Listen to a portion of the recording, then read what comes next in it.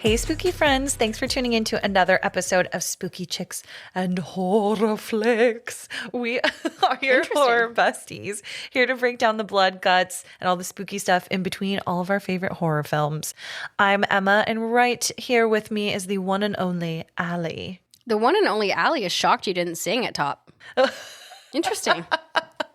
I was trying to think of what a good song would be that goes with the thing, but I couldn't really think of one off the top of my head, so... Now I'm just thinking about what song it could be. Like, oh my, it could be anything because the thing truly is anything. Anything. Anything can happen. Anything can happen. Anything. Who is that? Ellie Goulding? Yeah. Yep. I don't like that song. Anyways. What have you been up to? I've been up to a lot. You guys, Happy New Year. This is my first episode back after the holidays. Happy freaking 2026. That's insane. That's actually wild. New Year's stresses me out because it's like a weird holiday. It's got all the hype, but all I really want to do is like curl up, write down some goals, light some sage, worship my crystals, and fall asleep. And that's it. And that's what I did. Yeah. I love that. It was lovely. I have a lot of intentions for this year. One of mine is actually watching a new horror film every week, whether it's a prestigious one or like a really shitty hell yeah horror film. Just watching one new thing a week, whether it's on Shudder or I just find it randomly somewhere. I'm hitting my KPIs for that. I like it. Yes. I like it. So that's been consuming some of my time. I'm also really excited for Creep IE next week. Yes. This is going to come out on Thursday before Creep IE. So if anyone is there this weekend, please come find us. We would love to see you. We would love to chat with you, give you some stickers, and we can't wait to see you there. Yeah, very excited. What have you been up to? I think I've been unintentionally watching a ton of new horror films, which has been fun. I'm really, really getting into our Letterboxd account. And I got to get more into that. Yeah, I've been having a blast. I mean, you and I and the producer and your brother, we got to see Night Patrol just last week. So that was awesome. I finally got to see him. I watched The Descent, 13 Ghosts, and Drag Me to Hell, which I all haven't seen in a very long time. I also got to see The Killing of a Sacred Deer for the very first time, which is an insane movie and really made me want spaghetti. So I made a bomb-ass spaghetti the other night for me and the producer, and it was good, right? Yep, he just said, But do you want to tell everybody what we are reviewing today? Hell yeah. You know what? This is a big one, you guys. This is a heavy hitter. We are covering 1982's The Thing. And I low-key feel like we're sort of doing this in honor of both of our dad's birthdays. I was just going to say that. Both my dad and your dad love The Thing. And they happen to be born, 2 days apart? So yeah, happy birthday to our dads. And happy us talking about The Thing. Fucking love The Thing. I'm excited. I can't believe we hadn't done this yet. I know, this is a big one. And again, to clarify, we're doing 1982's The Thing. Yeah, thank you for clarifying that. Because this would be a very different podcast if we were recording the new one or the newer one. Did you have any thoughts prior to seeing this film? So initially I thought it'd been a very hot minute since I'd seen The Thing. Yeah. Obviously when I was again, this is one of my dad's favorites growing up. He loved Carpenter and obviously Kurt Russell. He still does. I thought it'd been maybe over 10 years. And then I remembered I had, too many martinis during COVID and thought it'd be a great idea to watch this and The Stand. Oh. Because they're both very kind of... back to back? Yeah. I was feeling dark. Yes, on separate screens watching it at the same time. No, both of those movies are so COVID-y to me. Yeah. That I was just in a dark hole and I was like, hell yeah, I'm going to get drunk and watch these films.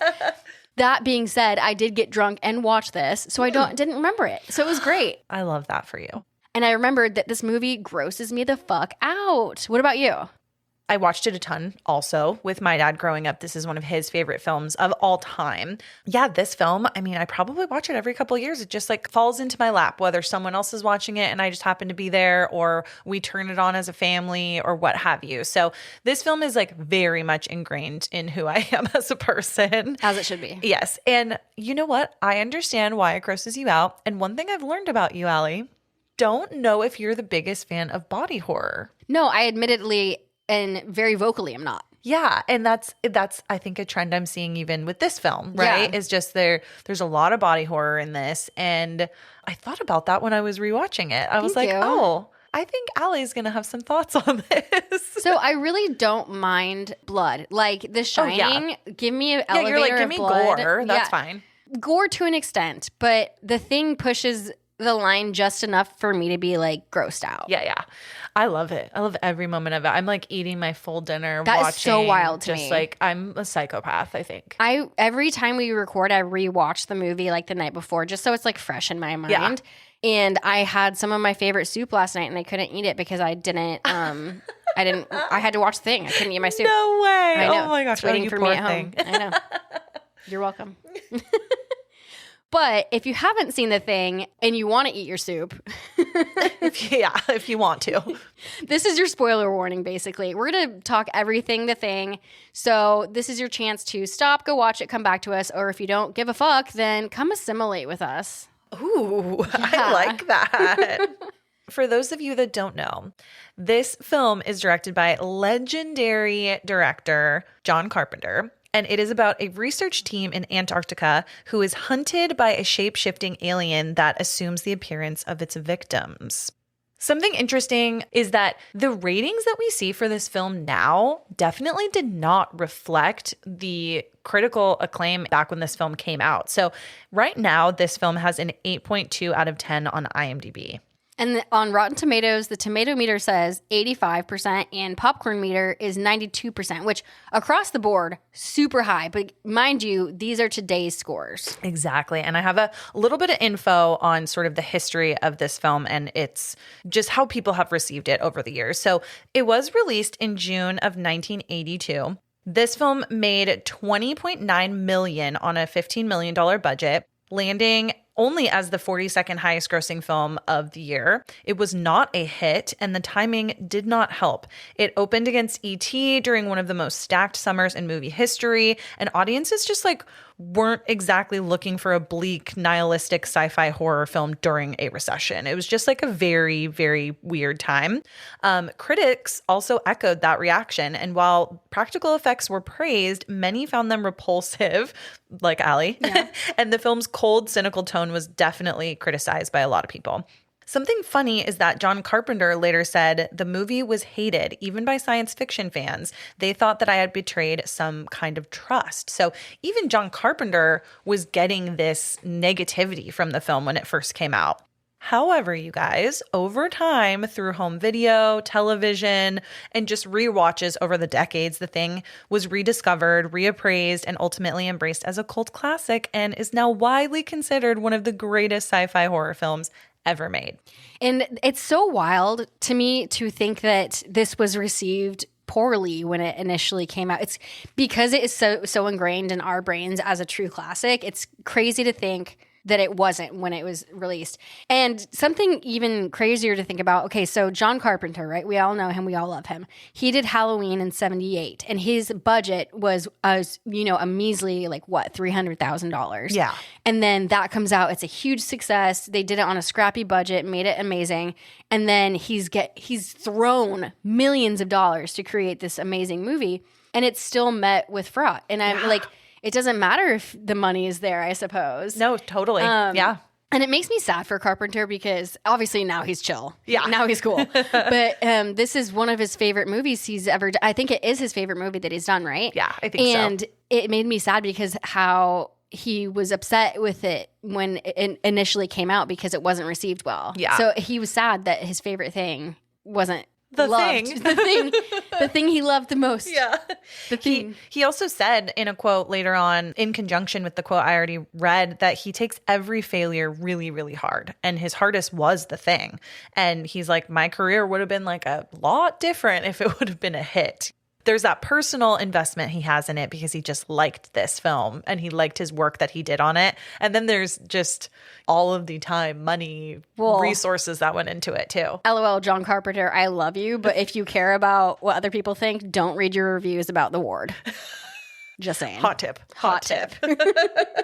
I was just thinking in my head that even though this was hated when it came out, I can tell you someone who did love it, and that's my dad. And your dad. And my dad. So there were some fans out there. Yes, of course. The Thing helped normalize horror as a legitimate cinematic art form. So the change in reception over time like really showed that films dismissed as quote unquote like too much or too ugly could later be recognized as masterpieces, paving the way for today's elevated horror movement. The Thing stands as a reminder that sometimes being misunderstood is just a matter of timing, and that true influence often reveals itself long after the initial chill wears off. Well, there you go. Yeah. The chill wore off 20 years later when we were born, or 10 years later when we were born. It's just, this film has so much just history in it, right? In a lot of different ways. We're going to get into all of that. But yeah, are we somehow maybe influenced and conditioned because of the experience we had first watching it? I can respect that this movie is a masterpiece in a lot of ways, but I also think maybe it's too smart for me. Or maybe I'm just digging too deep into it. I got to tell you, I'm really confused a lot of time by this film. It also could be the fact that all of the men in this, strictly men, only male film. Yeah. This will not pass the Bechdel test. Yeah. But all of their names look the same or sound the same. And there's a lot of names. So I get pretty confused. But also I did a lot of research on The Thing and the artistry of how Carpenter tried to basically trick the audience about where this movie was going, because this movie at the end of the day is a whodunit with a lot of red herrings. That's true. Whodunit. Yeah. Who's the Thing? Who's the infected? Killer? Who's infected? Yeah. It's a lot for me to follow, and I do love this film, but it is a little confusing. And The Thing is also bigger than them, right? It's not just about these men. It's actually it has a very real threat of not only killing them, but what is going to happen after. And that's a metaphor for a lot that was going on during this time in the real world, which we'll get into. Speaking of, cheers, bitch. Cheers. This film opens with some sort of spacecraft flying towards the Earth, and then we get the epic title, The Thing. This is pretty epic. To be honest, it looks kind of cheesy, but it is very... Back then, though, it was probably so sick. Like, you were like, ooh. Oh, absolutely. And something kind of fun is they did this effect with like an old black trash bag. And it's basically an old broken black trash bag, and that's where we get this title card from. Wait, I did not know that. Yeah. That's fucking cool. I just love me a scrappy effect. Yeah. Hell yeah. Then all of a sudden, you guys, we're in Antarctica, and it is the winter of 1982. And we immediately see a Norwegian helicopter, and they're following a lone husky across the snow. Not just following them, but chasing them. Like the husky's running, and they're firing rifles and a grenade at it. And this chase feels so absurd and confusing. Like right out of the gate of the movie, you're just asking yourself, like, why is there so much effort to seemingly try to kill this dog? Also, we hate that they're trying to kill a dog. Oh, 100%. Immediately, no. Immediately, no. Okay. Cow, cover your ears. Seriously. Meanwhile, we are introduced to the guys that are part of the United States National Science Institute station. I want to know what they're researching doing. here. I know. It's like, tell spooky. Us. Yeah. And I mean, you know, if you remember watching 50 First Dates, he's getting ready to go on a trip to, I think, Antarctica to go and study the right? Was it the penguins? You're so right. Like, you're so that right. sticks out in my brain. Oh my God. Anyways, we have been introduced to the guys at the United States. I love Adam Sandler. Sorry. That got me.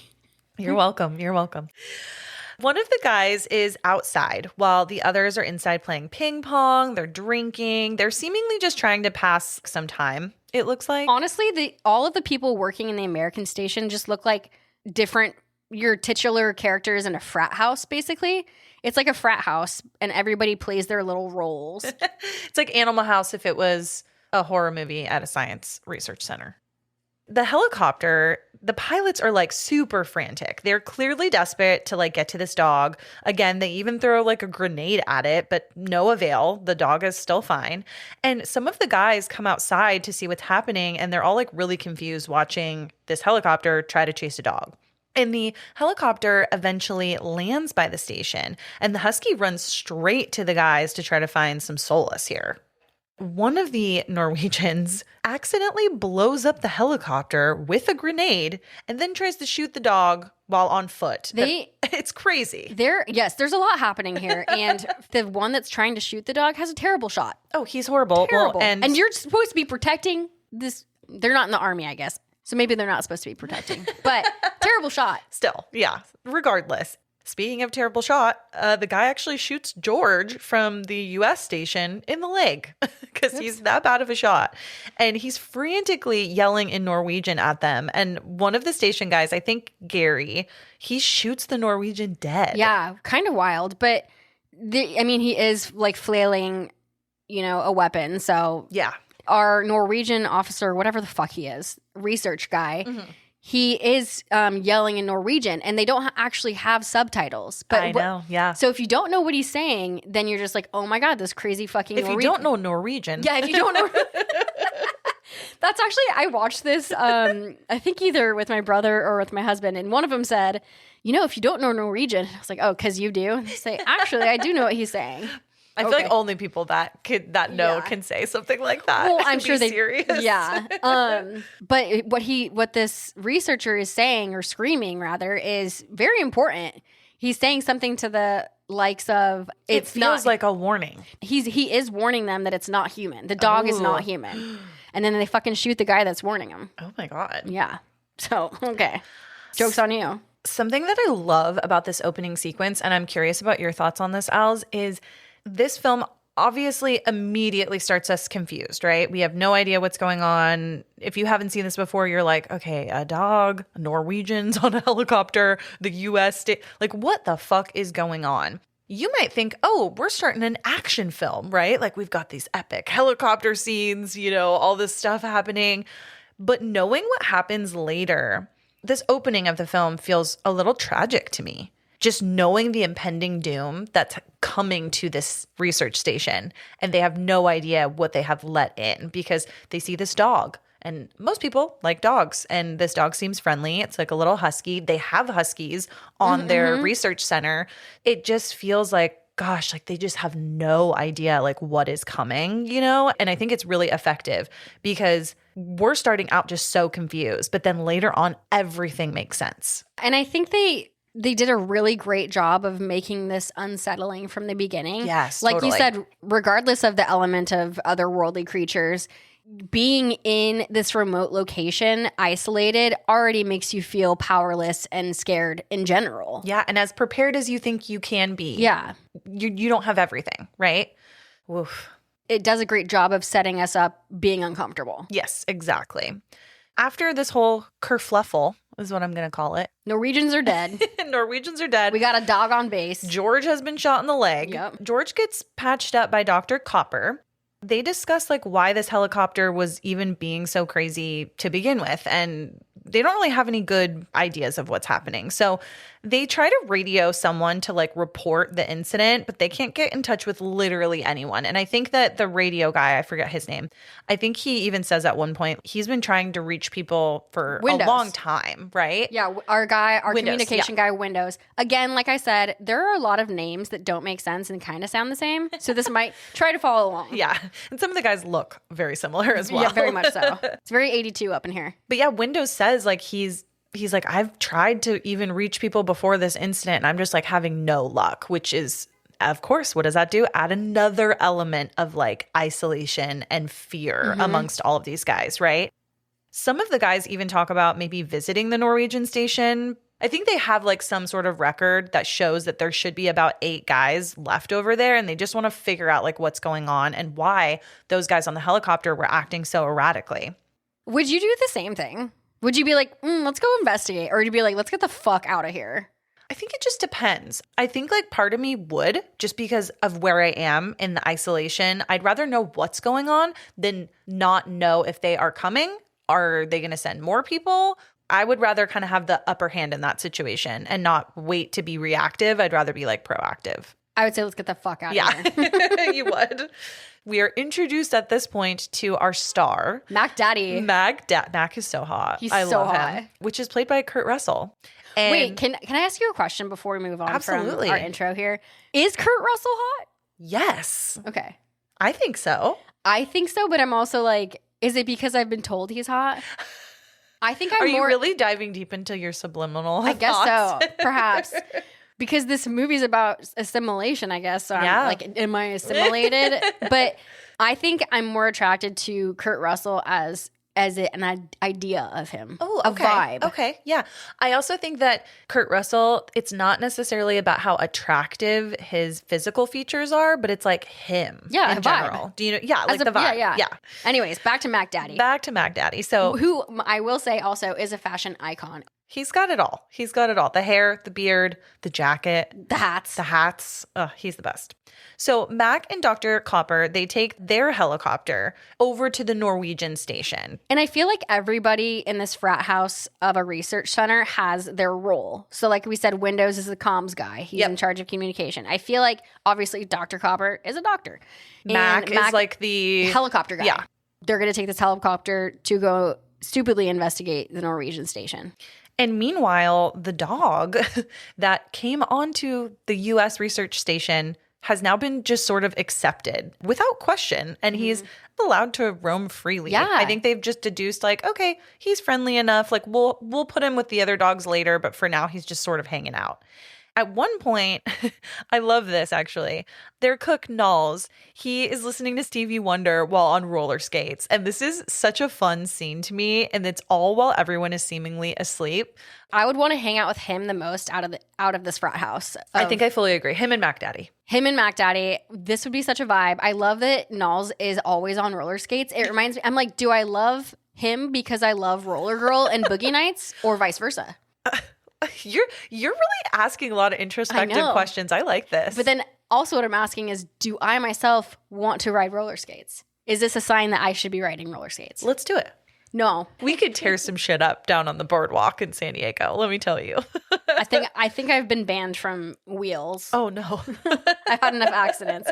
Also, got to give a little respect to Knowles, the actor who played him. Yes. TK Carter just passed away. R.I.P. R.I.P. You were and are amazing. Yes, you're a legend. One other thing I want to add to while Knowles is cooking is we see the dog sneaking into one of the guys' rooms. So this scene in particular is so impressive to me. Like we said, this dog, let's name him. Balto. This dog, Balto, has basically gotten free reign over the camp so far. Yeah. Nobody, even our dog man who we'll get introduced to later, Clark, we haven't seen him manage the dogs yet. So he's just wandering around. And there's this impressive scene. We see this dog walking down the hallway that has several open doors in this research facility. I think it's like people's rooms or something. And then we hear some sound come from a room he hasn't reached yet. And we see a shadow of a person. And then he's like, word, I'm going into that room. Yep. We don't know why he wants to go to that room, but he's like, I'm drawn to this room. Yep. And something so impressive, is that is a fucking fantastic dog actor. Oh my God. He turned into the thing so that I fucking fucked that up. No. I don't even know what I was trying to say. He dog walked so that the dog from Good Boy could run. There you go. Boom. So anyways, great acting skills on this dog. Honestly, that sounds silly, but watching this dog move throughout this scene is so impressive. Carpenter said that this dog only needed to do this take like 4 or 5 times. Wow. Also, I love that. The dog in this scene is different from the dog in the running scene in the beginning. Oh. Obviously, it's like a child. You got to switch out the babies. And luckily, a lot of huskies look very much similar. alike. So apparently, they just painted their faces accordingly.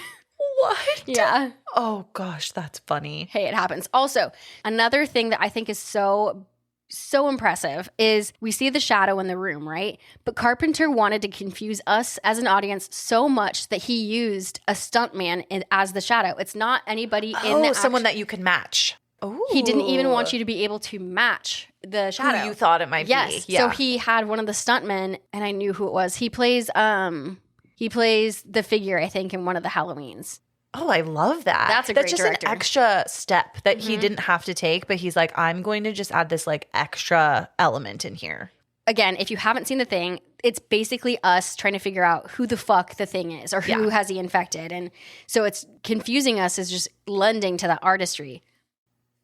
After that whole situation with the dog, though, going into one of the rooms, now we're back at the Norwegian base. And Mac and Copper, I think they have a couple others with them too. They investigate this Norwegian base. And they don't find much because all they can really see are some burned ruins of what used to be this research station, some frozen corpses, which is very unnerving, and some signs of pretty extreme violence. No one is left alive either. So for this base camp, for the Norwegian base camp, they actually used the American base camp. Yes. Yeah, I heard about this. Yes. So the American base camp is when it's all a pristine working base camp for America.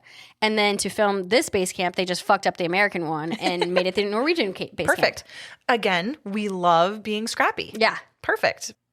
They do find one body, however, at this camp. Then in like what's left over of it, they find a body that appears to have slit its own throat. So and its wrists. Yeah, and its wrists. It's so at this point, it's like we're asking ourselves a lot of questions of what the fuck happened here? Because not only does it seem like there was some sort of massacre that's happened, but you're seeing someone who has taken their own life. What could they possibly be so scared of that they're taking their own life? That to me, when I saw that, was so unnerving. Also, I just want to know why slit your wrists and your throat. Trying to, I don't know. Just make sure you get the job done. Make sure you bleed out in case you like fuck up somehow. Something I did love about this shot was the bloodsickles. Oh my God. So cute. So cute. I'd love to have that as decor. While the guys are exploring the station, they do find some papers, but not much else. Doc wants to take it back with him. Then Mac discovers an interesting, almost like tomb made of ice, and there's no body inside. So that's also weird too, and kind of like, okay, where was the thing that was in this tomb? Did it not remind you of Star Wars? When Absolutely. Okay, thank God I wasn't the only one. And wow, great reference. Thank you. So before leaving and heading back to the American station, this is where they find a very grotesque, partially burned humanoid corpse. And what I mean by this is it's just like an entity of multiple things. Yes, it looks like a mishmash, a hodgepodge of flesh and bone and guts and gore. And things are not in the right places. Right.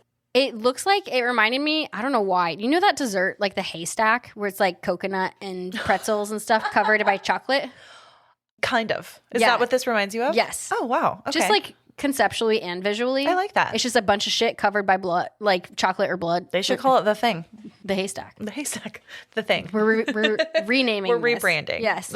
But something cool, and why it kind of looks like this, I think it's cool that they did this at the very beginning of the film. We're like, what the fuck are we looking at? But the makeup, the special effects person, Rob Bottin, he didn't want the thing to ever look the same twice. Ooh, so I love that. And I'm going to talk about this a lot. Rob Bottin is so masterful. And he started out at such a young, he was like 22 when he did this film. Oh my God. And something so iconic about this movie are the effects. Some of the best I've ever seen. A lot of amazing. Till this day. I think like 99% practical effects. I think there's maybe CGI like once or twice. Which is absolutely insane, especially for a film in 82 that looks this amazing and leaves an impact visually. So starting out the film, it's really all over the place. And I think that's great that they set us up with like, we don't know what it looks like. We don't know what the thing is. So then Rob's like, yeah, you're never going to know. And partly the reason why it's called The Thing, right, is like there's no label that you can really accurately put on it because it is always changing into something else. Once you think you know what it is, it's something, it changes. It's going to be something else. It almost reminds me of like in the movie It, right? Like you can't really name what it is because it shows itself in so many different ways to different people. They kind of remind me of each other in just the lore of it. That one made me want to ask you, what do you think The Thing's original form is or looks like? I almost feel like it's something that we cannot even comprehend as human beings. Like it is some alien entity that is so beyond our knowledge or what our eyes can even show. I asked myself the same question. I was like, I don't fucking know. It could be literally anything. Yeah. But something this reminded me of, you guys, I'm just going to take you on a little lesson with all of us. Wow. I went to Sedona recently. Yes. And the vortex. There are vortexes, but that's not where I'm going. Although I could talk about vortexes all day. We went on a Jeep tour. Our tour guide, Noah, very knowledgeable about plants. Okay. And we're Jeeping along, and he's talking about mistletoe. as we know, mistletoe is like a Christmas time plant for kiss. Sure. I don't even know. That's something to research. Why is it about kissing? I don't know. That's not even where I'm going with this. Mistletoe is a parasite. It's like it'll fucking kill trees, plants, anything. So what it does is it'll attach itself to a plant or a tree or whatever, and it'll shapeshift. It'll assimilate to look just like the tree. What? So how you can tell it's got mistletoe on it is if it's like half dead. And you'll be like, oh, the fucking mistletoe got to that tree. And I'm like, as we're going along on this Jeep ride, I'm like, oh my God, it's like the fucking thing. For like any kind of vegetation it'll attach to and make itself look like that. Isn't that crazy? I just Googled it and it says mistletoe is a common name for an obligate hemiparasitic plant. Okay, I can't even pronounce that. But it says that they're attached to their host tree or shrub by a structure called the hosterum. This is like how they extract water and nutrients is like from this host plant. Yeah. That's terrifying. So isn't that interesting though? Is mistletoe is basically doing what the thing does. Oh my God. Yes. Spooky. So that has me thinking maybe the thing doesn't even know what the thing looks like because probably mistletoe doesn't know what mistletoe looks like. There you go. You know? We just came full circle. And you know what? Just mistletoe, Christmas time, Polar Express. Okay, that was a stretch. That was such a stretch, but I earned it because I just spat some facts. You really did. You truly did. I'm really proud of you. I'm off my soapbox now. Okay.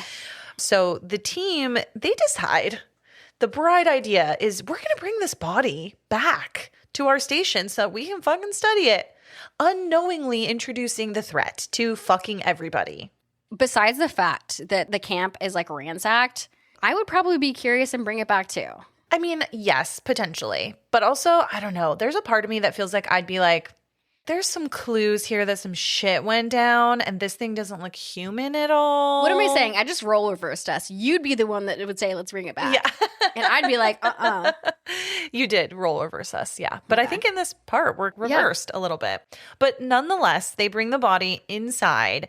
Then they're able to get a really good look at it. And it has two faces and just like absolutely reeks of fucking doom. Doc orders Blair to start an autopsy right away.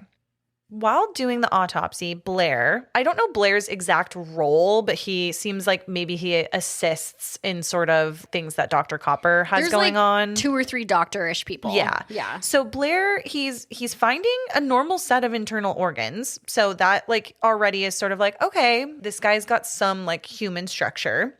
As that's happening, then we are officially introduced to Clark. And Clark, you guys may have seen before. He is played by Richard Masur.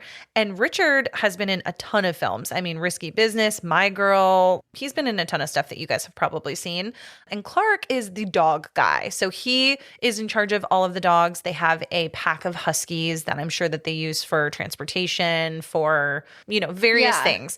And he places the dog, the one Balto, we're calling him. Balto, that's right. He places Balto in the kennel with the other dogs. I immediately was like, do not put that demon dog in with the good boys. My heart, it just, oh my God. It literally, he had no idea what he was doing and why it was so dangerous. And that just like hurts my fucking heart. And also, no offense, but anyone who is a fucking dog owner should know that you don't just introduce a strange dog into the kennel and then walk away. You should have stayed, see if they all have a proper introduction, make sure that they're all chill together, because if not, you need to be there ready to take them out if something goes down. And guess what? Something fucking goes down. Because they did not have a supervised play date. There you go. Boom. That's what I know. I'm with you. Like this scene, if anything, this scene makes it hard to watch for me. I tried to compartmentalize and just be like, this isn't actually happening, and really tried to remind myself this is a film. But so trigger warning if you guys don't like dog stuff. But this new dog, Balto, he's got a weird presence in the kennel. All the other dogs are lounging, they're laying down. They're doing their thing. They're off right now. They're having some R&R. But this new dog is just weird and has some weird vibes. Then all of a sudden, you guys, this dog by itself, its head splits open and tendrils emerge. It reminded me of, like Twizzlers, how you rip them apart and like little Twizzlers. That's exactly it. So it's just terrifying. These tendrils emerge and this thing attacks the other dogs And it's so sad because they are desperately trying to escape. There's like one dog in particular I remember who's like literally using his teeth to try to get through the chain link fence. And it's so like terrifying. And this transformation of Balto the dog is super graphic. It's very alien. It's like completely unnatural. It almost kind of looks like a Demogorgon, to be completely honest. It does look like a Demogorgon. I was going to say that, and when the witches transform in the witches. Yes. To like their little rat fuckery. I feel like you have some PTSD with that. I truly do. Because you do bring that up quite often with transformation scenes. I do. I'm sorry that keeps popping up in your brain. Got to do some past life regression or something. Clark, who we already said had left the kennel before this all happened, I think he like hears something, so he comes back to the kennel to investigate. He is trampled by 2 surviving dogs who have broken out of the kennel, and they just rush like completely past him and are like, we're fucking out of here. Then Clark is like, okay, what the fuck? And he walks into the kennel. And it's important to visualize here that some of the kennel is dark. So he can't see every part of it. It's not like a very brightly lit area. He sees like some tendrils are starting to come out of the door, but luckily Clark is able to close the door and lock it before he goes in there like with the thing. Something with the shadow there too. Oh, yeah. Too, like a lot of shadow, not a lot of shadow work, but intentional shadow work. Very intentional. Yeah. It reminded me of The Faculty. There's some intentional shadow work in there too. I think that's brilliant in here too, because a lot of this film takes place inside of a station, right? You don't really have the outdoor sunlight or moonlight, you know, so I like that they're being very intentional with it. Something about that too is, like I said about this movie, I find myself being confused a lot. And I think that having a really dark, confined set, I suppose, makes it confusing. It confuses you. Yeah. Just having like kind of one main place that everybody is doing stuff all the time. Yeah. Confusing. Yes. But it lends to what they're feeling. Kind of gives you a little cabin fever on behalf of them too. After this whole little thing happens in the dog kennel, Mac, he sounds the fire alarm to get all of the guys' attention. And the men all rush in and everyone's panicking, unsure how to respond to this thing that Clark has just locked into the kennel. And I think like someone, I forget who, says like, Mac wants the flamethrower, like go get it. And I love that that's the first thing that we've resorted to. Like that's fabulous. There's a lot of flamethrower in this movie. Yeah. So Mac proceeds to open the door to the kennel and it's a fucking madhouse. It's so sad because there's like, I think there's some dead dogs. There's like clear just mayhem has broken out in here. And Mac shoots the creature first. And then the movie's over and nobody dies. Right? Imagine if that's just where it ended. I wish. He gets in a little bit of a scuffle with Clark too because one of the dogs is actually in the creature's embrace and he doesn't want Mac to shoot it. Obviously, he wants, you know, his dogs to be okay. But then Childs comes in with the flamethrower and burns the creature to stop it. And who is Childs? Oh my God. Can we talk about Keith David? Yes. Talk about a daddy too. Okay. So hot. We love Keith David. Still hot to this day. We were talking about this earlier. We were like, there's just something about him. He's got an ambiance. He's got the vibe. Yes. He's got the ambiance. He's like not a bad boy in this movie, but he's bad he's boy. Intense. Yeah. He doesn't take no shit. You wouldn't want to fuck with him, and that's attractive. Very. I feel you, sister. So Childs, maybe it's because he's manly and he just comes and uses a flamethrower. But obviously, Clark is a little shook because Clark's our dog man. And a couple things happen here. They start to question Clark, actually. They say, Clark, how long were you alone with that new dog? He's like, I don't know, hour or something. Yeah. And so now they're starting to question the dog, which they should have done from the beginning, I suppose. Yeah. Clark seems off. I think this is where we start to get thrown some red herrings. And, you know, he's the dog guy and he's been with this dog. What's going on there? Yeah. Yeah. Strange things are happening.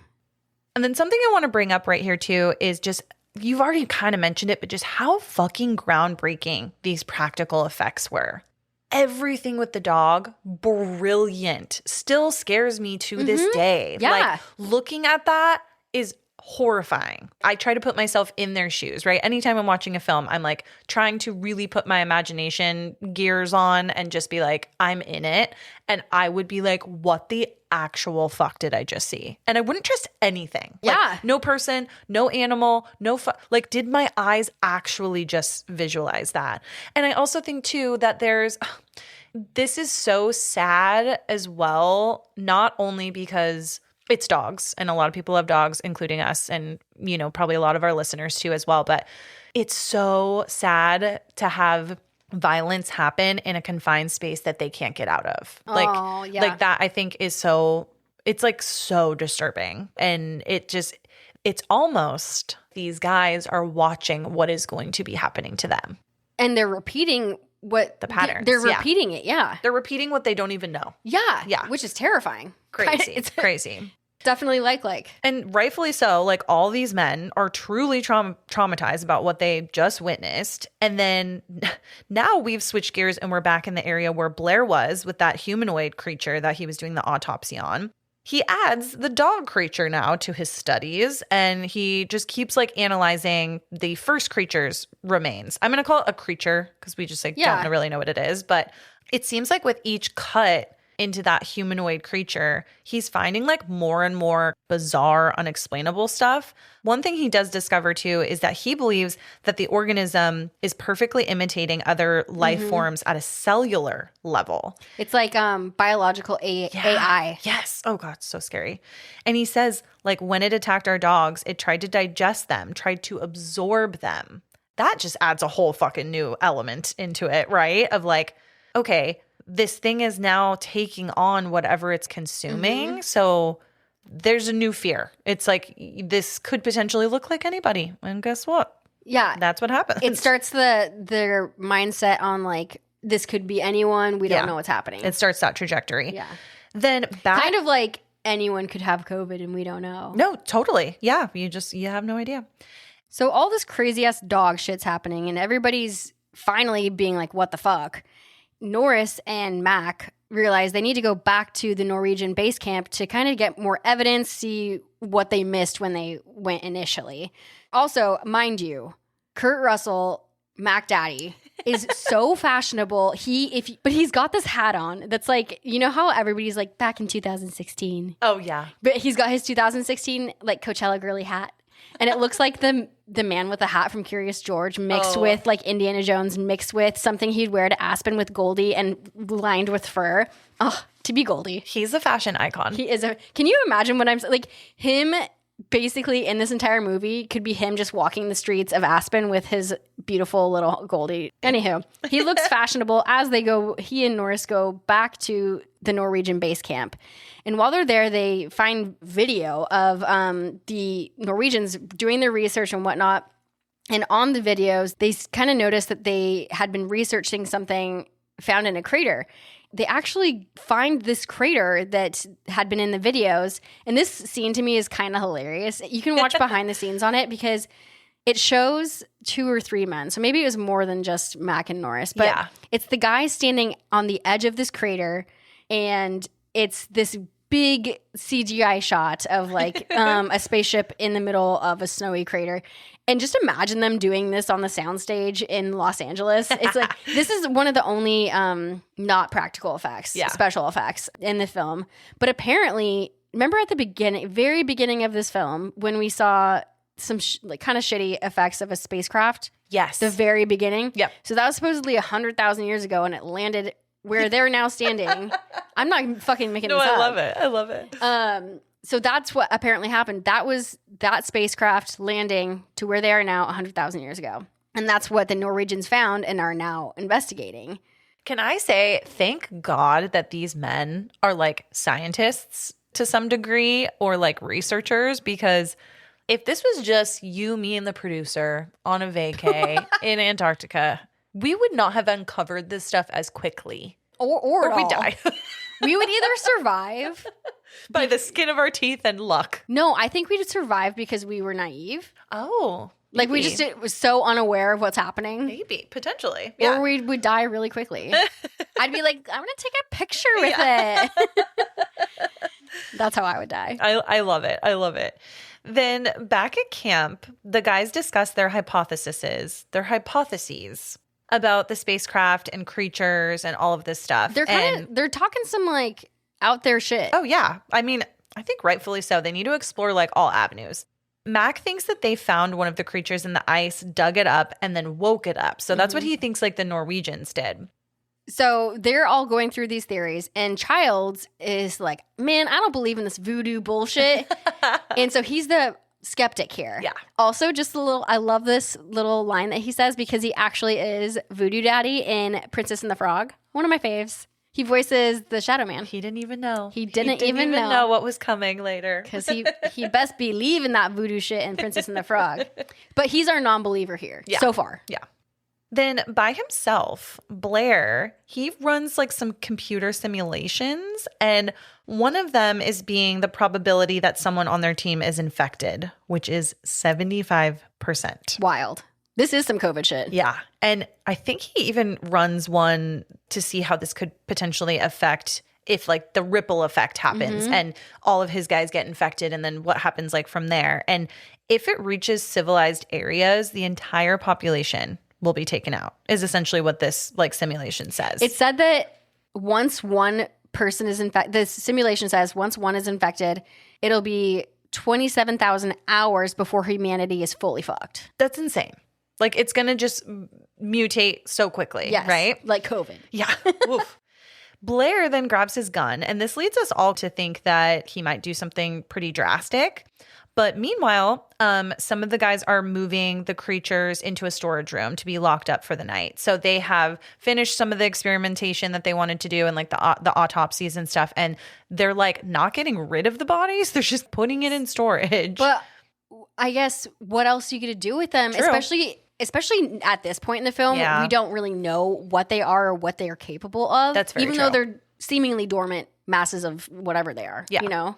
Couple of things happen in this scene too. So Mac runs into Fuchs and tells him that he needs to speak with him privately. Bennings hangs back in the storage room to grab something while the other guys leave. And we see some seeping blood coming out of one of the creatures, signifying the tragedy is probably about to strike here. Also, Bennings has his back turned to the, strapped down creature or whatever. And we can see it slightly move under a tarp or whatever it's so under. Spooky.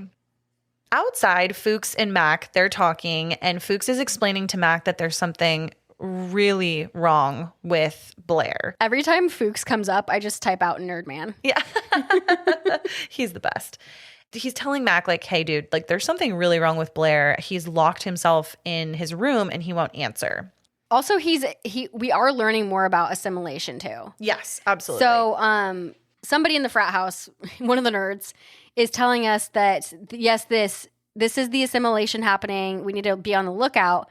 In order for them to successfully be eliminated, they need to be burned. So now we're learning that whatever remains that the thing might have been in contact with need to be burned. Yes, yeah. Because whatever remained is not dead yet, and it's still active. So we're learning more about the thing lore. Something that happens a couple scenes before all of this is Knowles actually comes in when everybody's talking and throws some dirty underwear on the table. And he said, we need to be respectful. The dirty underwear was like in the kitchen trash. Mm-hmm. And that doesn't seem important, but we learned that just random articles of clothing are part of the lore of the thing. Yeah. Then Windows eventually comes back to the storage room to grab Bennings and lock up, and he finds bloody clothing. And finally, he sees Bennings in a corner being strangled by creature tendrils. And this is like terrifying. Terrifying. It's so wild. Bennings then escapes outside, and the guys gather around him to see that he's been infected. He's got like lobster claw hands. This scene, is wild. I truly think that this scene is one of the most terrifying scenes. Yeah. Because if you have or have not seen it, whatever, I'm going to tell you about it anyways. They run out into the snow. Bennings is like knelt down in the snow, and his face starts to slowly shift over to face the camera, and it looks like his mouth is just gaping open, and he omits something that is now known as the Bennings wail. And it was explained as an amalgamation of all the sounds the creature has assimilated to. So it's just it's a weird sound of everything the creature has ever been. And it's coming out of this man's gaping mouth. His eyes are wide open. He's got these fucking claw-like hands. It looks like salad fingers. That's even worse salad fingers. And he's just holding him up, just like looking over and yelping. It's so simple. Unnerving. It's so simple, but it's so unnerving. Yeah. Yeah. It makes you feel super, super uncomfortable. As we've said, the guys are like outside with him, and Mac immediately dumps gasoline on him and burns him.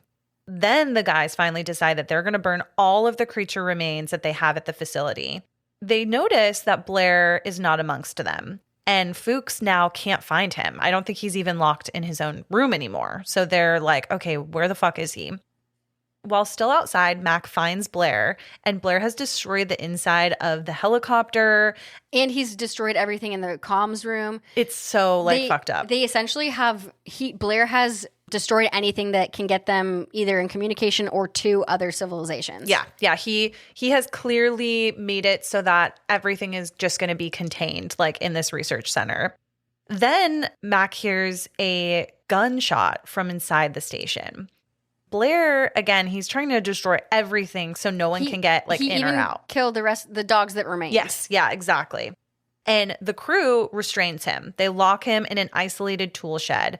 His warnings are ignored, and they're dismissed as paranoia. And he's trying to tell them hey guys, this is a lot bigger than I think you guys even realize, but they're just thinking that he's just gone crazy. And one thing that he says that I clocked in this scene is he's watch Clark, because Clark is one of the people, again, like we said, who has spent the most time with one of these creatures, and we don't know what his future is going to look like. I think Blair's a funny character here because we've flagged him now as suspicious, and I think it's so funny to watch him progress into more delusion or whatever he's experiencing, because he just gets more wild with it. But for now, we've isolated him. We've locked him in this little shed thing, and he cannot get out. It's locked from the outside. Yeah, he has been trapped. And arguably, I think he's the most rational character at this point, right? Yeah. From what we know is going to come. And it sucks because we see sometimes in films like this where there's a whole group of people, right? We either see people that get subjected to groupthink, where everyone is thinking something, but it's actually the wrong thing, or everyone has these differing opinions and it really becomes the detriment to their group, right? Yep. In this too, there's not only this rational sense that Blair has come to with what he's discovered, and he's trying to share it with everyone and trying to explain the gravity of the situation, but there's also he has genuine fear, and it's being mistaken for madness. And that really sucks too, because he's being punished for kind of being the guy that knows what the fuck's going on. It's like when you're with people in a room and you think there's a ghost, but you don't really want to admit it, but then somebody else is there's a ghost, and you're fuck you to the other person. Totally. Yeah. Totally. It's no, there's not. Yeah, shut up. So with all the transportation and communication totally destroyed, the guys talk about maybe trying to hole up until spring, but their concerns are that they won't even last till spring. Mm-hmm. Doc then suggests doing some sort of blood test. And this is not the blood test that's going to come up a little bit later in the film. This is a test to see, he's just doing it a little bit different to try to see if he can find out if any of the guys might be infected. I think what he's doing is he's going to take some of their stored blood, and then he's going to run some sort of test to see if the blood, I think he's going to compare it maybe to blood samples of them currently or something. I think they explain the science, and I'm not sciencey, so I didn't pay attention. Basically, they're going to test people to see if they're the thing. Correct. While the guys are arguing, Windows decides to make a run for it, and he grabs an emergency rifle. Things then de-escalate a little bit, and Mac becomes sort of in charge of the group. They have this weird power struggle for a moment. It's they're all in a circle, and somebody's you should be the leader, and that person's I don't want to be the leader. Yeah. And I think Child says, well, I can do it, and they're no, Child, you can't be the leader. And then somehow they let the PTSD alcoholic man become the leader, and I just love how they all silently agree that Mac, that makes the most sense. That makes the most sense. We're all silently creating a hierarchy and being yeah, sure. Yeah. But basically their goal is to find out if anybody is infected before the massive snowstorm. Of course, there's always a massive snowstorm. Yeah. But it's going to hit in 6 hours. They also choose to sedate 3 of the crew members who they think might be infected. Yeah, hello, what the fuck are you guys doing? So Mac Daddy's now in charge. With Dr. Copper's suggestion, they're going to do this blood test, some kind of blood test. Also, remember that Dr. Copper has a nose ring, so maybe we don't trust everything he says.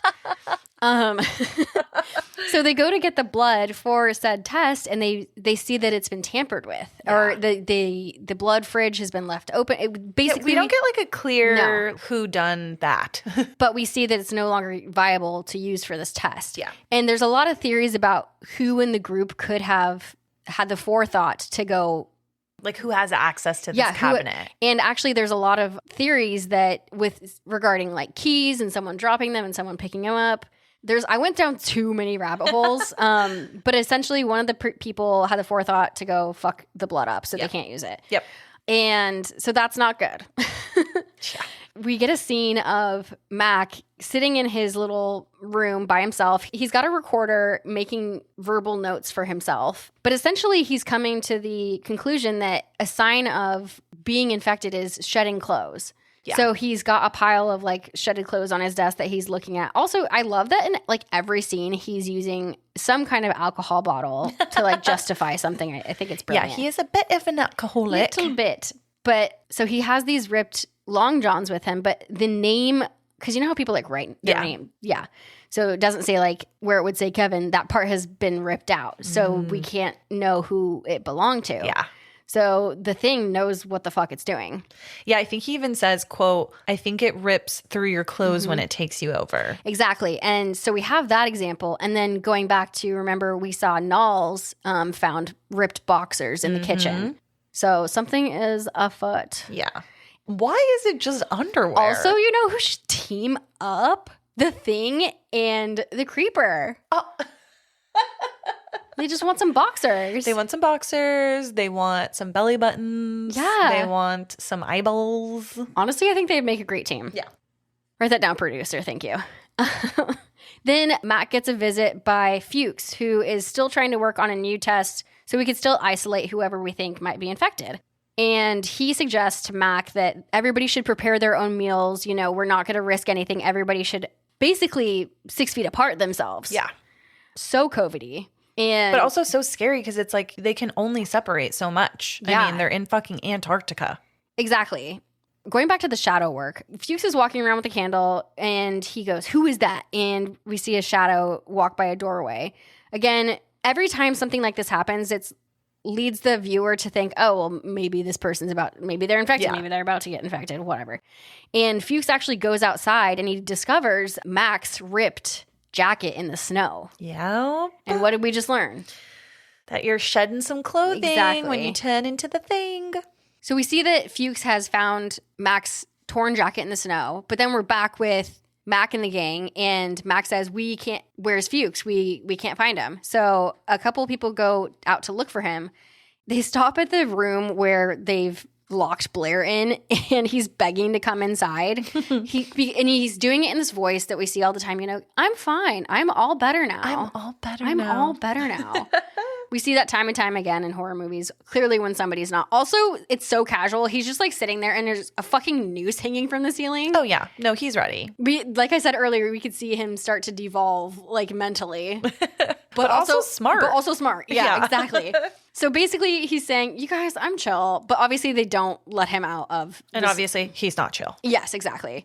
Back on the search for Fuchs, they actually find his body burned outside in the snow. And he had been holding that flamethrower. So I think it's deduced that Fuchs, because he hadn't been starting to assimilate, his body was human. His remains were human. Yeah. So it's like he intentionally killed himself like the man they found at the Norwegian camp.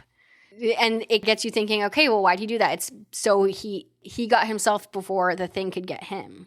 I also thought, and maybe this isn't a popular opinion, but like also did the Thing actually burn him? Oh, okay. To try to cover their tracks because Fuchs was kind of onto them a little bit. Totally. You know? There's that too. And there's also the theory that Fuchs actually knows who the Thing is in the group. He has all the information he knows. Exactly. And I think that Fuchs probably out here knows that he's going to die. So he's like, okay, well, to prove that I'm not the Thing, but somebody else in the group is the Thing, I'm going to kill myself. Yeah. As a last, like, haha, well, fuck this. I'm out. But like, it's my choice. I'm not going to let this yes, thing. But also pointing to the fact that he wasn't the Thing, a Thing, and somebody else he wants it to be on it. Like, obvious. Yeah. Yeah. Because he obviously thinks that Mac is assimilated. Oh, yeah.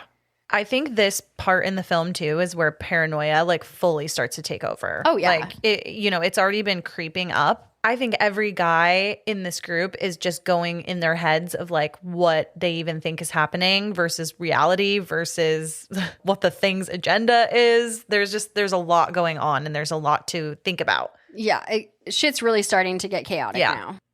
Mac then tells Windows that he needs to go inside. And I love that Windows is like, why? Yeah. He wants Knowles to come with him to go and check his cabin because the lights are on, but he remembers turning them off yesterday when he left. Also, kind of random that Mac has his own cabin like right outside of the research center. I get the vibe that Mac doesn't want to be, he's too cool to be part of the group. You know? Maybe they just don't disclose like a reasoning. They don't, right? Like they don't tell us like maybe he is there to like keep watch or something. I'm for sure. I think there's a lot more story that they either omitted or just didn't include at all. Like it was there and then they took away. I watched a lot of behind the scenes. So there's a lot of backstory that they don't tell us. Yeah. Nevertheless, after about 45 minutes, Knowles and Mac haven't returned to the station. So the guys start worrying a little bit that something may have happened to them. And they actually start barricading any of the doors that are like leading to the outside. And I love in movies when they're like, okay, we need to board up and they just magically have endless amounts of nails and wood. I know. That's such a good point. It's always like they just have all the supplies. And in what world is it universally known that just, creating an X of 2x4s on your window is going to keep you safe? It's going to block everybody. Yeah. Oh my gosh. That's a great point. Doesn't keep COVID out. No, it doesn't. Right as Norris is getting ready to close up some of the last doors, he calls for the guys and they see Knowles hobbling up in a window. Norris also in this moment is clearly not feeling well, but I don't think he has fully come to accept that he's getting sick with the thing. Knowles comes in, says that he thinks Mac might be infected because he found a torn piece of his clothing. But as they're talking, Mac walks up. Mac has been outside. They're like, don't let Mac in. Yeah. But then he comes up and he's like, let me the fuck in or I'll kill you. He has to break into the storage room in order to like get in. This whole like thing like happens. Childs breaks down the door with the guys to confront Mac, but he already has a flare and dynamite and warns them not to mess with him or else the whole entire place is going to blow. And this is a pivotal point because all the thing wants is to stay alive, yes, right? Exactly. The thing wants to stay alive and take over any other entity Another it can. host, yeah. So Kurt being like, okay, if you don't let me in, I'm going to kill you and myself. Yep. Is either really good trickery by the thing or Mac being like, look, I'm not the thing. I'm willing to kill myself. Exactly. In order He's like, can I have a little bit of trust here in this situation? But it's not even trying to convince them. He's straight up like, I'll fucking do it. Yeah. Him saying, I will kill myself is like very telling. Yeah. I love this part though because he has this iconic snowy beard. And this kind of reminds me of his role in Christmas Chronicles as Santa Claus. 1,000%. This is a foreshadowing. He kind of looks like he could be at any moment rocking that Abercrombie puffer. You know what I'm talking about? Yeah. He looks like he needs that Abercrombie puffer. He does. As this like whole scuffle happens with the guys, Norris gets tossed back and is clearly unwell even more now, and he's not breathing. So everyone's attention goes like to Norris, and Mac makes some of the other guys go and get the doctor. He doesn't want any of the guys out of his sight. So he's like, bring everyone back here. Like we need to all be sort of like together. Doc and Windows are trying to give Norris CPR, but literally, you guys, the worst happens. And this is one of my most iconic scenes that I remember. Fucking conic.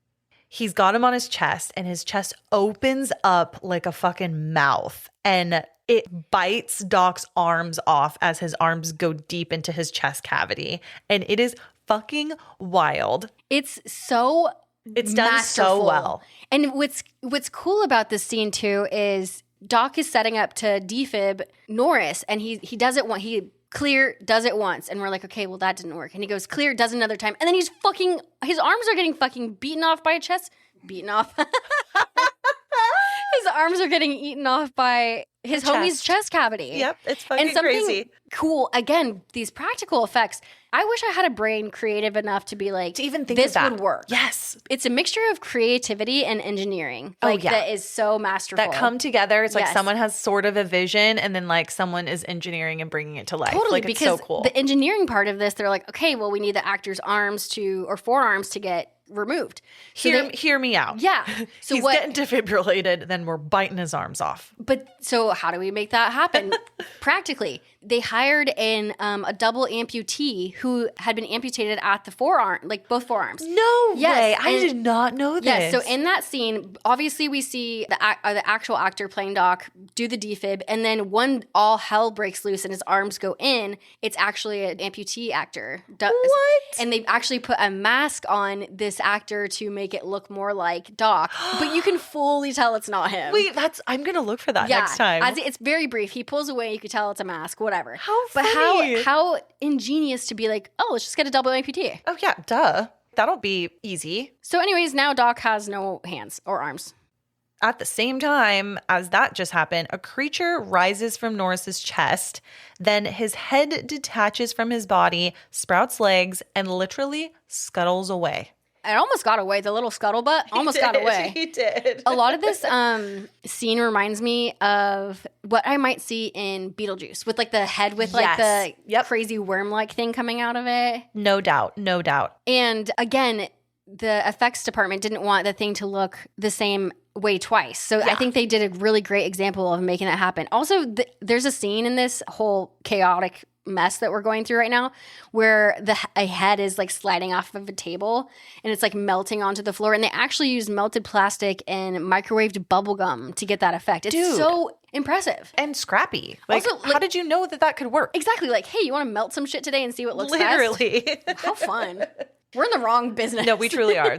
We need to get into this because it would be fucking so much fun to do. And I bet you it is so rewarding too to see your work on the screen after you've like worked on trying to make it work. Wouldn't this be fucking shocking to see in 1982? I can understand why our dads loved it. Totally. Because both of our dads also really like sci-fi. Absolutely. And so at this time, oh my God, this would blow my mind. It still does. Exactly. For us, I think it's a little different because we're like, wow, they came up with this ingenuity. Now they would just use a computer to do it. And it would be obvious. It'd be so obvious. I know. And more expensive probably too, which is so annoying. You hate to see it.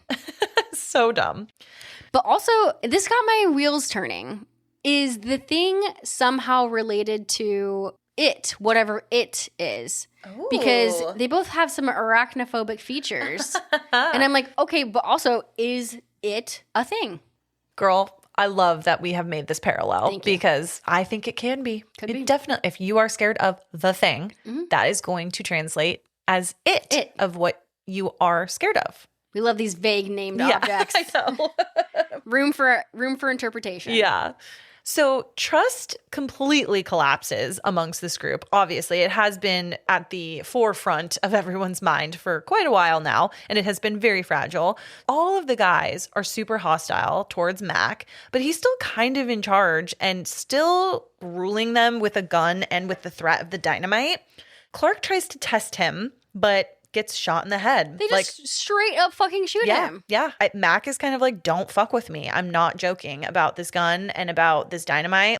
You guys need to listen to me. But from this, he did get an idea on how to do another test. That's very true. Yeah. So he suggests testing samples with a heated wire to see if that could find the thing. Because like you mentioned earlier, the thing wants to be alive. It wants to be warm. It wants to be able to take over a host. I think something about him, he has this whole big speech about doing this test, right? Yeah. So he's basically saying we need to find out the infected. And as soon as he says we need to find out what the thing is, when he says those words, the thing, it pans to Palmer, a shot of Palmer. And I'm like, okay, foreshadowing. Yeah. He even says, quote, when a man bleeds, it's just tissue. The blood from one of you things will try to survive. That's kind of what he's trying to look for, a reaction from this blood test. Something else about this scene that I thought was either interesting or irrelevant or both. In this shot where Mac is doing his little speech thing, you could see a poster for VD awareness. And it's kind of funny because they're at this like frat house. I think I did remember that, and I clocked it. But this was actually put in there as a sign of the times, a metaphor for the AIDS epidemic that was happening during this time. And then there's so many metaphors throughout this entire film, but just sprinkling in all these little timely things. Yeah. Because that's real scare happening during this like fake scare. But they're the same, you know, it's an epidemic. And so the thing is an epidemic too. Yeah. It can take many forms in different ways. Yeah. VD. VD, guys. So Mac is now ready to administer this test. I don't fully understand the science behind what he's come up with, but essentially they're going to test each person's blood by basically making it hot, getting a hot poker and poking it, right? Because the thing's blood will try to assimilate. And it will try to survive. Yeah. So that will show action in the blood, whatever that looks like. So we're testing all of these people, and some people that we're led to believe are assimilated are totally fine. They actually test some of the already deceased people's blood. They were fine too. Yeah, which is sort of a bummer. It's sort of a bummer. And it reminded me of Traitors, because in the show Traitors, you're just kind of willy-nilly voting people out, seeing if they're a traitor or a faithful. And sometimes you kill a faithful on accident. Oops. Just like you kill a Clark on accident. That's just showbiz, baby. Fuck. We're testing all of this blood, and then we finally get to Palmer. And it's funny, you look at Palmer and his face seems knowing. His face seems like, well, okay, this is my time. Yeah. Whoops, kind of thing. So they actually test his blood, and it starts to boil and shit goes crazy. Something cool about this effect is to get the blood to react the way they did. They have it shot so perfectly that Kurt Russell, is holding the test. What is that? Petri dish? Petri dish, yeah. He's holding the Petri dish in his hand, but what you don't know is the hand is fake. It's a prop hand so that they could control how the blood reacts in hand. But in order to make it seem more realistic, they shoot each test of blood with that prop hand. So even if the blood's not reacting, it's the same just prop so it's hand. like all consistent. It's like a continuity thing. That's cool. And I think that's amazing. Another small detail that they thought about. Anyway, Palmer's infected. Yeah, and chaos just like absolutely erupts. The thing transforms in his body. And it's so sad because Gary and Childs are on a bench with him, and they're all tied up, and they're absolutely freaking the fuck out, rightfully so, because they need to get away from this guy like as soon as possible. Palmer then breaks free and stands tall in front of windows as his head literally splits into two and eats windows violently. Crazy. Just opens up and is like, boom, you're mine. You're a little snack. Yeah, a little snacky poo. And I think burning Palmer's blood, I guess. He's still Palmer. It kind of made the main quote unquote thing show himself. I don't know if you caught that. Like he transformed in such a way that a main thing like spurted out of him. It was crazy. Yeah. And what do you know? The flamethrower is back and saves the day once again. Honestly, this should be top build cast. Flamethrower. But this entire scene, I know when we covered The Faculty, we were like, oh, the thing. But now I'm saying, oh, The Faculty, because this reminds me of The Faculty, this whole test scene. With the flamethrower, though, I love this because he lights like the whole creature on fire, and then it runs through the wall and goes outside into the snow. It's such an awesome scene because it just sort of like Frankenstein's its way through the wall into the snow. And it's such a juxtaposition between like him being on fire and then being out in the snow, which if that were me and I saw that, I'd immediately be a little concerned that he's going to lay down and then the flames are going to go out and then the thing is still going to survive somehow. Absolutely. Right? But Mac Daddy, he is ready with some dynamite. Of course he is. And he's like ready to just like blow that thing up. So while this relief is like very brief, there is a lot of damage done, right? They know now who was infected in the group, who wasn't. They're all safe for the time being, but they still need to test Blair, which is like the one thing that they have not accounted for just yet. They then realize that upon coming back to Blair's little tool shed that he's been trapped in, they unfortunately realize that Blair has escaped his containment in the shed when they go to try to test his blood. They discover that he escaped from underneath the storage shed and find that he's been trying to make a ship out of some sort of parts from the broken down helicopter. Homeboy has created a full ass tunnel system. I'm not going to question this too hard because I love so many other parts of this film and what they did, but what the fuck? How did he do this in so little time? I like to think, because when I was watching with my brother, I said, okay, does he work fast or like... And he's like, yeah, let's just not think about it. Yeah, Blair he does autopsies, also makes ships on the side. Like, honestly, he sounds like a MacGyver of himself. He sounds like an artisan. He really does. Might we add his layer to our layer list? Shit, we might. We don't have a snowy one. There we go. Well, but he's also not really, he's not a villain though, really. A layer's a layer, bitch. Okay. I won't question it. Okay.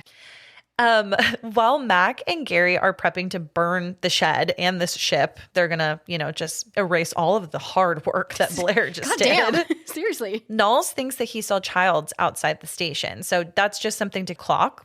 Then they find later that the power has been sabotaged, so the whole station is just like beginning to fucking fall apart if it hasn't already.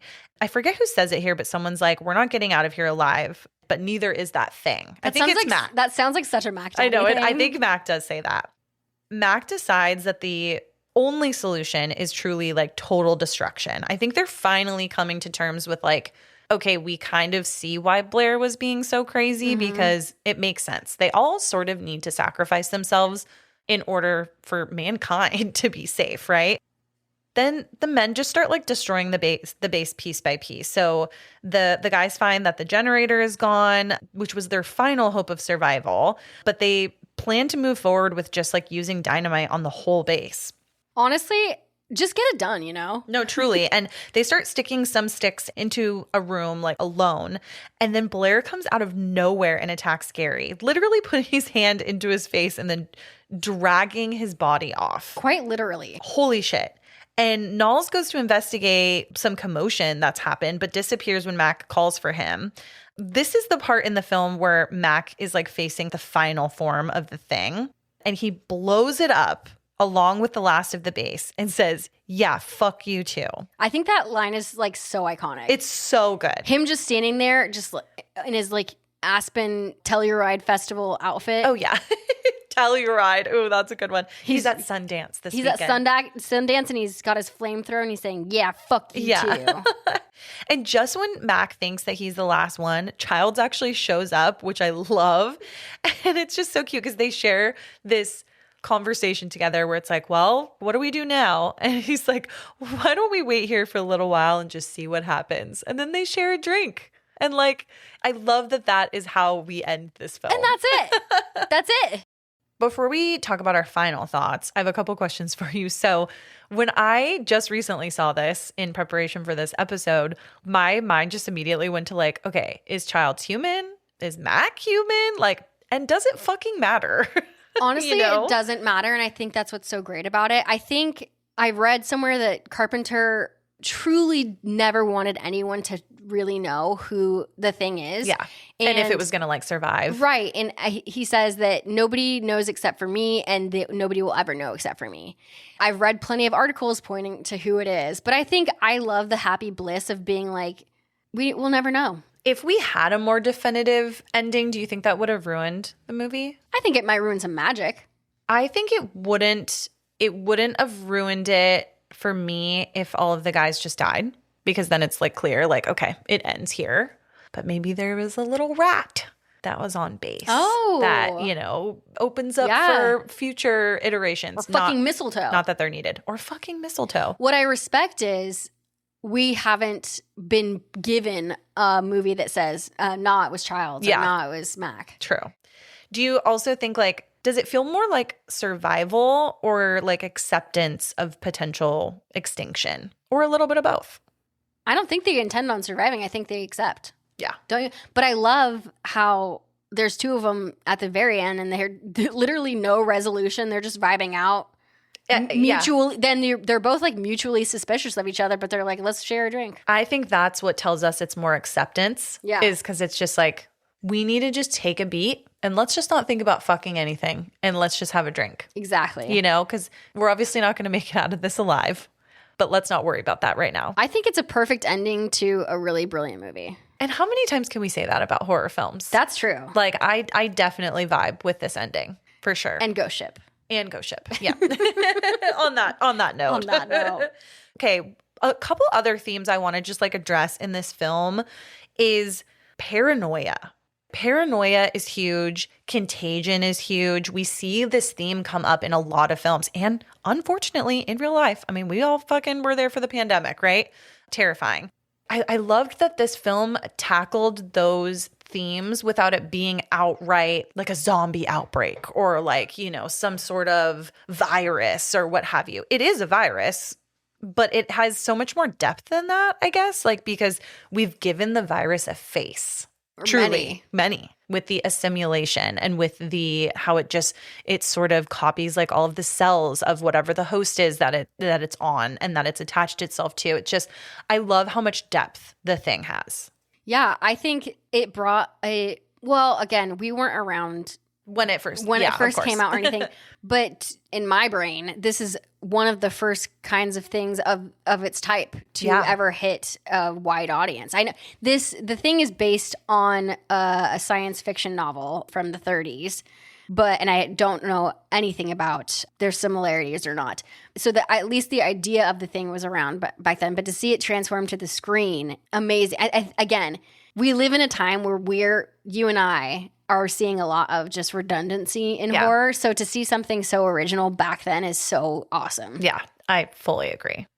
On that note, what are your final thoughts? I thought it was bitchin'. Again, I get confused by the names and confining it to like one space, but I think that emphasizes what I'm supposed to be feeling as a viewer. Confusion, kind of lost, a little cold. A little bit cold, a little chilly. But I thought overall, especially, I don't really care for alien films. Yeah. It's not my cup of tea. It's not my bag. But body horror. You don't really like body horror. Yeah, I don't like either of those things a lot. So, but all things considering, I do really, really enjoy and respect this movie. I enjoy seeing the thought put into it by everybody involved. Like, put this shadow here. Let's make this noise here. And just to confuse people. Yeah. Because it means that much to them to have us not know. And I think that's part of the art. I think this film also, it just has the perfect blend of like, it's thrilling, but it also is a horror film. It just really blends like both of those two perfectly. I also think that it's so timeless as a sci-fi horror masterpiece. And, like you mentioned, we were not around when it first came out. We were not part of the thoughts that people had back then on this film. We have really only seen it as a classic that has been shared with us down the line in our family, right? And I really want to celebrate this film for all of its many themes and how things overlap and all of the depth that it has with the intense paranoia, with the isolation, and all of those amazing practical effects were just chef's kiss. Y'all know I love some we love some practical effects. I wish that they were brought back more and more and more, and I hope that we're going in a direction that uses more practical effects. But I agree. I just think it's fantastic. I think it's a masterpiece. I'm not even particularly a huge like alien movie lover, but it doesn't feel like one. Right. Right. And I think really that's like really like part of the thing that makes it like so successful. And because we respect this film this much, we will never cover the 2011 one. You're welcome.